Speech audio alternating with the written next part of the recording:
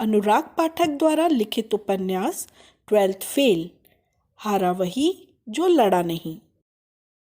कल मनोज का इंटरव्यू है। वह अभी भी श्रद्धा का इंतज़ार कर रहा है। इंटरव्यू के लिए उसने विकास सर के यहाँ कोचिंग कर ली और अपने कैरियर, गृहनगर और सामाजिक घटनाओं की अच्छी तैयारी कर ली। लेकिन इंटरव्यू में तो कुछ भी पूछा जा सकता है, इसलिए अब क्या पढ़ाई करे, यह उसे नहीं समझ आ रहा था। इसलिए वह अपनी डायरी पढ़ने लगा। अब तक की अपनी जीवन यात्रा, 12th फेल से लेकर इंटरव्यू की दहलीज पर खड़े अपने जीवन की संघर्ष गाथा।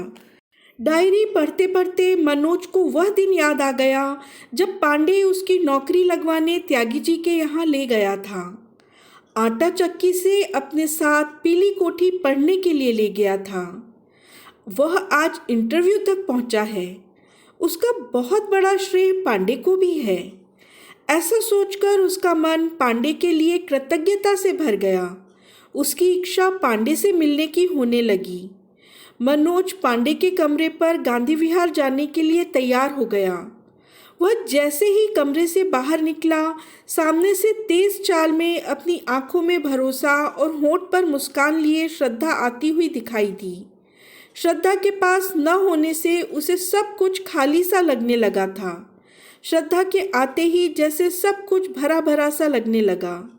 उसकी उलझी हुई जिंदगी सुलझ गई थी।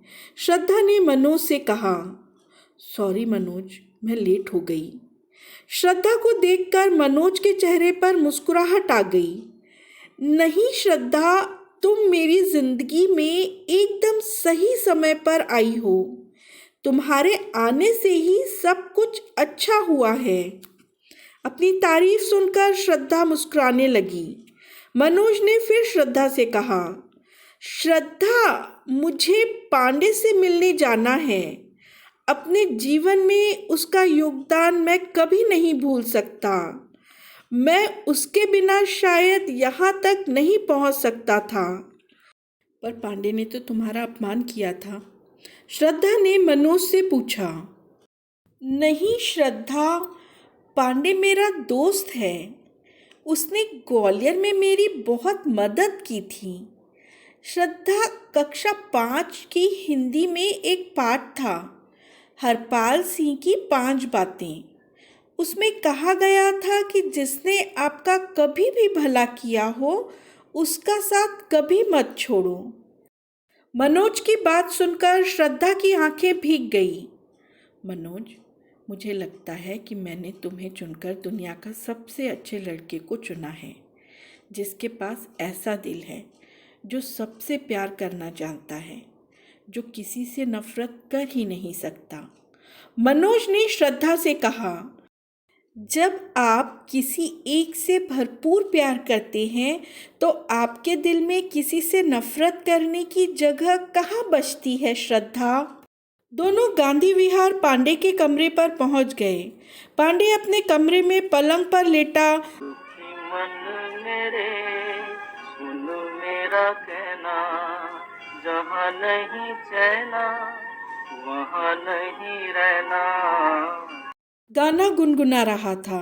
मनोज के साथ श्रद्धा को देखकर पांडे चौंक गया। उसने गाना बंद कर दिया और उठकर बैठ गया। मनोज ने पांडे से कहा, कल मेरा इंटरव्यू है पांडे। मुझे इंटरव्यू तक पहुंचाने में श्रद्धा के अलावा यदि किसी का सबसे बड़ा योगदान है, वह तुम हो। तुमने यदि मेरा साथ न दिया होता तो शायद मैं कभी यहाँ तक नहीं पहुँच पाता। आज तुम्हारी शुभकामनाएं बहुत ज़रूरी है मेरे लिए। श्रद्धा ने मनोज का साथ दिया। भैया, अब आप भी अपने लास्ट अटैम्प्ट की तैयारी के लिए जी जान से जुट जाइए। मनोज का भी लास्ट अटैम्प्ट में इंटरव्यू के लिए कॉल हुआ है। अगर मनोज का सिलेक्शन नहीं हुआ तो? पांडे ने श्रद्धा के मन की थाह लेनी चाहिए। उसे अभी भी श्रद्धा पर भरोसा था कि वह मनोज को असफल होने पर छोड़कर चली जाएगी।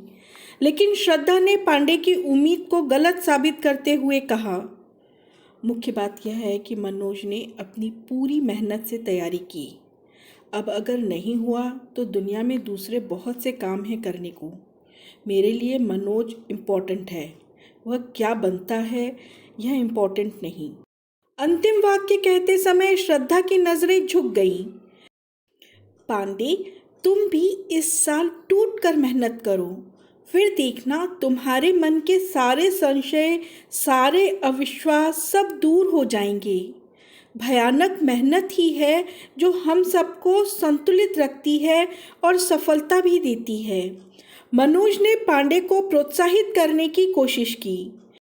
मनोज और श्रद्धा को दूर करने के सारे षड्यंत्र पांडे के बेकार चले गए थे, इसलिए उसने अब बदली हुई परिस्थितियों में समझौता करना बेहतर समझा। आश्वासन और सांत्वना पाकर पांडे का मन भी हल्का हो गया था। कुछ देर बाद पांडे ने उन दोनों को गांधी विहार ऑटो स्टैंड पर छोड़ने चला गया। ऑटो का इंतजार करते मनोज ने पांडे से कहा, मनोज, मैंने श्रद्धा के घर फ़ोन किया था। भावावेश में पांडे ने अपना सत्य उगल दिया।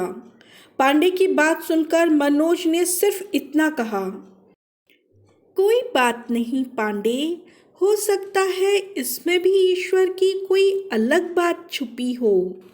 पांडे मौन रहा, वह कुछ नहीं बोल सका। मनोज और श्रद्धा ऑटो में बैठकर नेहरू विहार की ओर चल दिए। पांडे उन दोनों को जाते हुए देखता रहा।